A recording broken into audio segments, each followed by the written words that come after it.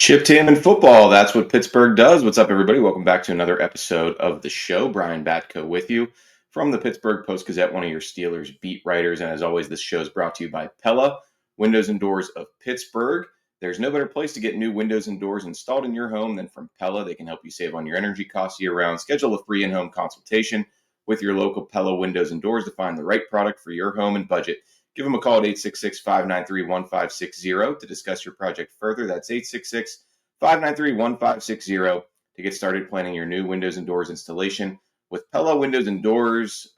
When we come back, we are going to be joined by Greg Auman of NFL on Fox. He's a longtime Tampa Bay Bucs beat writer, really plugged into that team, and I want to pick his brain a little bit ahead of this Steelers-Bucs joint practice later today down at Acrisure Stadium. Should be fun to dive into some of those matchups, get some insight from Greg on that team. We'll see you on the other side.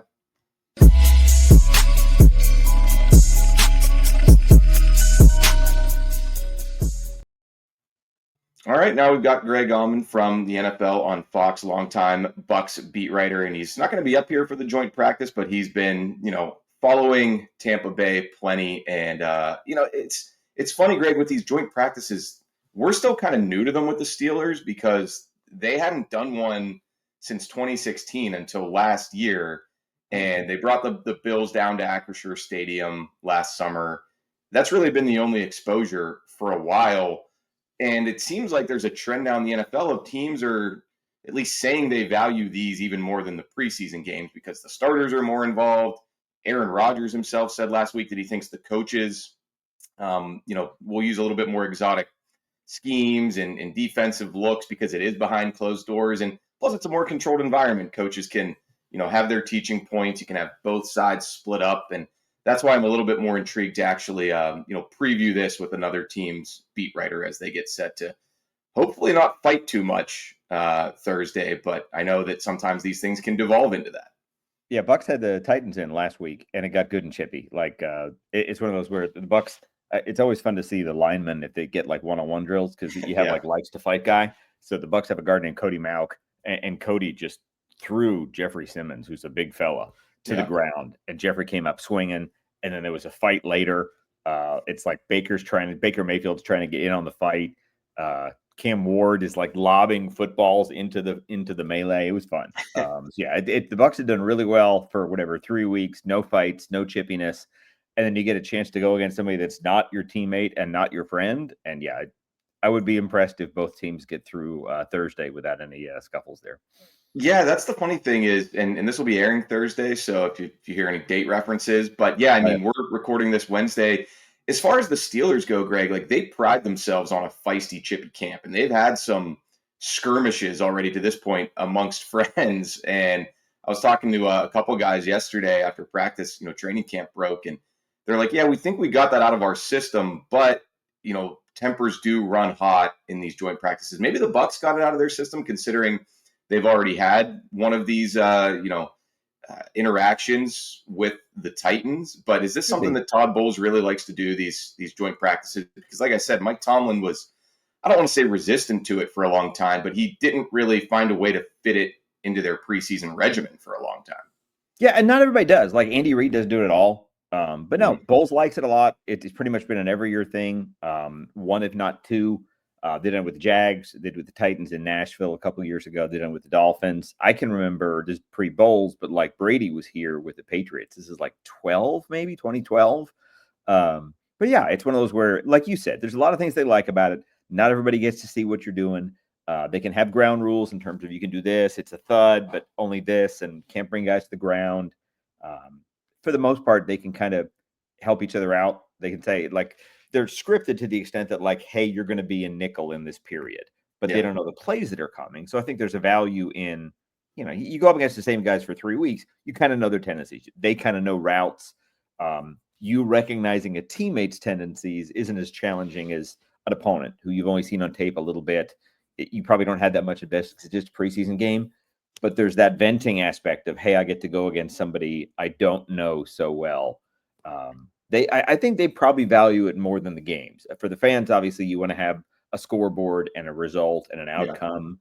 But I think when they're making the decisions about rosters, it probably plays as much from practice as it does from the actual games. And the funny thing too is to like give people a peek behind the curtain here from a media perspective. Obviously, there's no fans in the stands, and the Steelers just wrapped up a 3-week process out in Latrobe, PA, where fans can go to pretty much every practice and they can watch and see for themselves and illegally, surreptitiously record plays that Steelers PR will get mad at them for doing, but we all know it happens. It's all out there.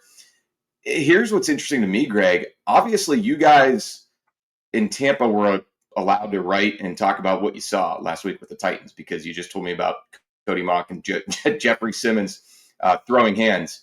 As far as I know, that is not going to be the case for Steelers Bucs joint practice, at least for Steelers media. And I feel like that would be kind of tough to police from one side, but not the other. They're treating this like a closed door regular season practice. So that's going to be so like to the fans, the readers and the listeners and the viewers out there, like if we're sort of light on details and anecdotes and, descriptions of practice, that might be the case, is that they don't want it to kind of be a free-for-all for the taking there. Yeah, I think you kind of have to yield to house rules. You're at their place. You have to do what they say. So like with the Bucs, it was interesting because they had in training camp, they generally had two different sets of rules. One, if it's an open practice, it's kind of like people are seeing it anyway. So we have periods where they never want our media in Tampa. They never want us to have video of their 11 on 11, right? They don't want to show formation. They don't want to show motion. We can describe it, but the only way you get video is if they like it and they put it on their own. And it's usually really tight shots, ball in the air, not a whole lot you can see that would glean any information for people that are looking for tendencies and stuff like that. If it's closed, it's even more so. Like we instead of being able to tweet live the entire practice as we can when it's open to fans, Monday, for instance, was a practice that was just to the media.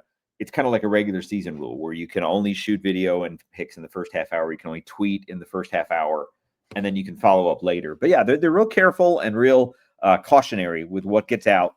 They don't want to give Todd Bowles is one of those where you don't want to give anybody any unnecessary advantage. Not everybody's like that. Titans were a little more upfront. Titans are telling us before practice, this guy's going to be out today. This guy's dealing with this. This guy should be back. He's day to day. Bucs, like injury updates, you're kind of trying to get blood from a stone to get any real specific information on injuries in August at least. So the Bucs Titans joint practice, that wasn't open to fans though, right? It was when we were there. It was one day.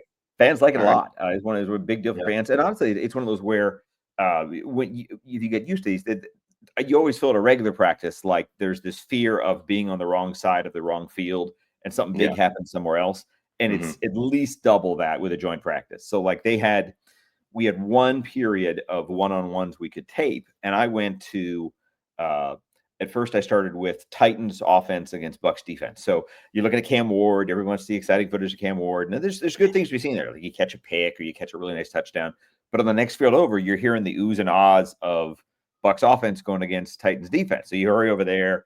Abuka had a nice catch. And as a beat writer, you're like, damn, what did I miss? Right. And you only can be in one place. Yeah. So, and then while we're doing that, on the far side of the field is when the whole Mock versus Simmons throwdown went down. So it's neat in that it's one of those where like you can't keep your eye on everything and you have to just kind of, hey, what happened over there? And it's like you kind of have alliances and figure out what you missed and what you can catch up on that way. Yeah, I'm already thinking like one or two of us from the Post-Gazette will take the offense. I assumed, at the joint practice this year, the other two will go to the defense and we'll work it out that way. And hopefully we won't miss any of the fireworks. Like I said, there really weren't too many fireworks last year between Steelers and Bills. For some reason, I remember the special teams drills getting really chippy with like the gunners on the outside were trying to kill each other. But for the most part, they got out of there without anything that was too over the top. Now, when I mentioned that to a couple of players yesterday, they didn't really want to talk too much about the Bills practice. So maybe it was something more internal where those guys were heated. That brings me to a question I want to ask you, Greg. As far as the matchups go, some of the one-on-one individual stuff, I was looking down the Bucs roster. First of all, random note, I don't think there's a single former Steeler on the Bucs, which is kind of crazy. But I'm looking at is Vita Vea. Do you think one offhand? Yeah, the Steelers have Scotty Miller, who's been a training camp stud here. I don't know if he was like that in practice settings for Tampa, but people think he might make the team here. Maybe we can get into it's him. wild for me to think about Scotty being on the same team as Aaron Rodgers, because obviously Scotty Miller had his claim to fame. His biggest moment is that touchdown before halftime NFC Championship game in Green Bay that basically cost Aaron Rodgers his last best shot at a Super Bowl. So I'm sure they're best of friends now. But happy for Scotty. Scotty was the Tom Brady favorite. Called him Scooter. Big fan favorite here. Yeah, he's kind of bounced around. He was in Atlanta for 2 years. Didn't really do much. Got to follow Arthur Smith there to Pittsburgh. I'm sure he'll help him out. Yeah, he's still going strong. Now, I'll read down some potential matchups to you. Let me know what you think. The Steelers have second-year center Zach Frazier, who was really good last year as a rookie, second-round pick. I would love to see him face a bull rush from Vita Vea and see, who can win that matchup of two guys who are just going to be head up after snapping the ball. Yeah, you look at the Steelers' offensive line; they're so young. Both tackles are young. McCormick, Frazier, all really young. So, it's not only Vea too. You'll see Kalijah Kancey too. Kalijah's a Pitt guy. Guy who's coming home is going to want to show, I'm sure, in Pittsburgh. Servacia Dennis is a Pitt guy who's there, wants to show out as well. D-line is always fun to watch there. Vea, it's one of those where I think Vea's a guy that, a lot like when Jeffrey Simmons was here. He's somebody that the interior linemen want to see themselves go up against. It's a great measuring stick. Physicality. He'll be in the drill. He won't just be chilling off to the side with a floppy hat on. They'll throw him in there. I'm not saying as much as everybody, but he'll be in there. He's, at least he was last week. I'd be surprised if he isn't this time around. Yeah, because honestly, I don't know if the Steelers will do that with like a TJ Watt. They might, but we'll see. That they're obviously very protective of somebody like him. But yeah, Kalijah Kancey, does he line up against? And I think people who are that overlap of Steelers and Pitt fans watching this show, which I think there's a lot of them, they know how quick he is off the ball. They know how underrated he was playing for the Panthers. Will he match up with interior linemen and tackles? Because I'd kind of like to see what Broderick Jones or Troy Fautanu can do with him if he lines up on the edge. Yeah, he can line up inside a tackle. They run a 3-4, so they'll have an outside rusher outside the tackles on both sides. They like moving guys around in that front. So I'll be intrigued to see how much multiple looks they give, what they show, word will get around, that kind of thing. But they like lots of different looks, especially facing somebody like Rodgers. They're going to want to try and throw him off. They had Rodgers in joint with the Jets, I think his first year, maybe 2 years ago, in New York. So it's wild that they get Rodgers in joint practices just by coincidence twice in 3 years.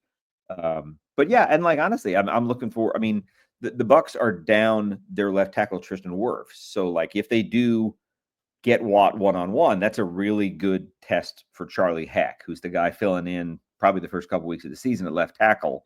I don't know that he'll get anybody in that first month, maybe Will Anderson, as tough as TJ Watt, but that's a great, if you're trying to see how you're coming and whether you're ready for week one, a couple reps against TJ Watt will do that. No doubt. Joey Porter Jr. said, somebody asked him, what are you looking forward to? Without hesitation, he said, Mike Evans. I want to match up with Mike Evans. And, that alone is a great individual one to look for. But also, Mike Tomlin's talked a lot about the Steelers cornerback trio of Joey Jr., Darius Slay, and now Jalen Ramsey, and how they can play man-to-man against anybody. And here in Pittsburgh, your mind normally goes to, okay, you've got to match up with the Bengals 2 times a year, maybe 3. But the Bucs might have the best receiver trio or foursome on the other side of the NFL with Mike Evans, Jalen McMillan, Emeka Egbuka. So I want to see all of those matchups in wide receiver corner one-on-ones, whether it is Porter Evans or even Ramsey Egbuka or Ramsey McMillan. Yeah, with Ramsey and Slay, you got 2 elite veteran. If anything, the experience of that Pittsburgh secondary stands out. Porter's a young guy, obviously, but they've just a ton of experience there. Ramsey and Evans have gone back and forth. Ramsey's one of those guys that I think is just talking nonstop. Yeah, I was going to say, who doesn't he have a rivalry with at this point? Those two will talk a lot. I can promise you that. Godwin is still coming back for injury, so you don't have Chris Godwin. But Egbuka has probably been the biggest star of Bucs training camp. He's just been someone just drawing raves every single day. Looks and plays a lot like Godwin does, honestly. That's probably, if I were there, that's probably what I want to see the most is how those Bucs receivers handle just big name. Slay and Ramsey, that's guys that Mike has been in the opposite conference of. So it's not like he sees them every year, but he knows those two very well. Yeah. And then how has Shiloh Sanders been with the Bucs? Because the Steelers have big tight end Darnell Washington, who I'll just tell you, Greg, when they throw him a lob or a jump ball. I mean, safeties just look at him like, what am I supposed to do with a 6'7", 200, and I'll just be generous here, 90-pound. Right. I was going to say, what do you think the weight is? Somebody was suggesting 3 bills there because I think they list him at like 270 or 264. You know how they do it in the NFL roster. Like your combine weight sticks with you for the entirety of your career. He is listed at 264, and there is just no chance. He might be pushing 3 bills, but he's still moving around really well. He will be a huge test, literally and figuratively, for those Bucs safeties, and I assume Shiloh Sanders is one of the chippiest ones out there and the one who has the most to prove. Yeah, I mean Shiloh's barely on the roster, so it's one of those things where he needs to be making plays and showing up in practice. Antoine Winfield, obviously a great safety. They like their second-year guy, Tyke Smith. They're the starters. Not a lot of experience depth, so 3, 4, 5. They're all kind of up for grabs right now in that secondary. And if you think about, Darnell is essentially your third tight end now. So he's actually going to be going up against backup. You could see Washington on Shiloh.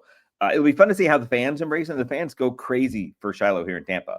Literally Mayfield or Evans level interest in everything he does. Autographs after practice, selfies after practice. He's going to have to battle just to make the 53. Probably on the outside looking in right now. But in terms of popularity, he's definitely like top 5, top 10 on this roster. Yeah, we'll see if he gets any sort of I guess, unusual love from an away fan base in a preseason game on Saturday night when they are at Acrisure Stadium. There's actually a funny story about Shiloh that I think Mike Tomlin told on a podcast recently, was that Dion brought him to Steelers camp one year, and like Antonio Brown was running routes against him. And I think Joey Porter Jr. was like one of the other, because his dad coached for the Steelers at that time, and he was like out there trying to beat Shiloh in routes too or something. So that there's a little bit of overlap there. If maybe we'll get a photo of Mike Tomlin dapping him up or something, and the internet will run wild. You mentioned there's no former Steelers players, but like Larry Foote is the Bucs linebackers coach, and he's somebody who I think is even going to be calling the defense this weekend. So that's a really cool thing for him to get to at Pittsburgh. Lots of fond memories. Is he going to be a riser in the coaching ranks, you think, or do you think he'll sort of just settle in and be happy as a hard scrabble DC for a long time in this league? He was a beloved player here. It's one of those where right now he's even though he's not a defensive coordinator, I mean Bowles is essentially the de facto defensive coordinator, the play caller in defense. So the one thing you wonder is if he wants to call his own plays, he could leave to go somewhere else. He could, in theory, move. If you think about like their defensive line coach, Casey Rogers, who's been with Bowles forever, went to Detroit this year and is now on their staff there. I think Larry interviewed somewhere. I forget where Larry interviewed, but I mean, he's definitely had looks. He's still a young guy. He's not that far removed from his playing career, where he definitely has a bright future as somebody who, if Bowles were to shed play calling responsibilities as a head coach, I think Larry's probably who he would turn to here. I don't know if he's given that up. He likes doing that. But if he did, I think Foote's who he would trust to do it. Yeah, I always like to think big picture sometimes about what will life after Mike Tomlin be like for the Steelers. At some point, Greg, they're going to need to have another coaching search here in Pittsburgh. They only do one every 30 years or so. But, I do sort of wonder if, your mind immediately goes to former players who know the franchise. And, Larry Foote is one of several ex-Steelers who are kind of bopping around. Antoine Randall is sort of climbing the ladder here in the NFL. Right. Antoine was here in Tampa. Yeah, he's great guy, and probably could. I guess it's one of those where he hasn't been a coordinator yet, so he would do well to have that. But just has the charisma, has the smarts. He'll be a larger role coach very quickly. Yeah, a lot of those guys who had the Bruce Arians connection too. It seemed like he was able to help them out in the coaching world. And I think there's one other former Steelers. Yeah, right. Yeah, Byron Leftwich. I'm not sure when he's going to re-enter the picture, but he might be Dion in Colorado if things go as planned. I think Blaine Stewart, he's another former Steelers staffer who's now on the Bucs coaching. He's down here, he's down here, West Virginia guy for sure. Yeah, Bill Stewart's kid. He was a young whippersnapper when I first got on the beat covering the Steelers, and he might have a bright future as well. So, hey, thanks so much, Greg. Was there anything else you want to add before I get you out of here, and or anything else you'll be looking for in Steelers Bucs engagements, whether that's joint practice or the preseason game itself? No, I wish I was up there. Like I said, lots of familiar faces. Scotty Miller, Dylan Cook was a guy who was here in Tampa as a kind of developmental tackle. I think could be their swing tackle maybe. I think he's probably the leader in the clubhouse because another guy got hurt. Yeah, he moves pretty well. Like when they run screens, behind him and stuff. So, do you know? Did Bowles say are the starters going to play at all? Yeah, no, he will. Honestly, it's one of those weird deals where the Bucs finished the preseason against Buffalo, and they play Buffalo this season, which really doesn't happen often. So yeah, I thought they tried to avoid that, but it's one of those where they didn't ask for that one. That's one of those where the league just kind of said, "You're doing this." So I think as a result, I think they're a little hesitant to really show too much with starters in that game, where you normally like to have the third game be the one where you play your starters the most. Bowles has said this Saturday would be when they play the starters the most. So it would not surprise me at all if most starters get the first half. I think it's one of those where if you go down the field and have 2 great drives and 2 touchdowns, you could also walk away and be happy. Nobody got hurt. Walk away with 2 good drives and kind of push away from the table without taking any losses. But no, they'll play their starters the most on Saturday. And they barely played any starters at home against Tennessee. They played their left tackle. They played a starting linebacker, and that's really about it. Everybody else was all backups. Yeah, and Tomlin, since they've gone to the new format, has traditionally used them in the 3rd preseason game, but at least with Aaron Rodgers, it sounds like that might not be happening at all, and I assume the same goes for TJ Watt, and Cam Hayward's holding in, so who knows what's going on there. But all right, well, that's good. There'll be some good work for the Steelers. Less heralded players and some of the backups and part-timers who also got to see the Jags last weekend. Well, hey, thanks so much, Greg. Really appreciate you jumping on here. And thanks for your time. Good luck with everything this season, and enjoy the Tampa weather while things might be looking a little rainy here in Pittsburgh. All right, Brian, thanks again for having me. Appreciate it. Thank you for checking out this content from Post-Gazette Sports. If you watch this video on YouTube, please like the video and subscribe to our channel. For all of the sports coverage the Post-Gazette has to offer, visit post-gazette.com.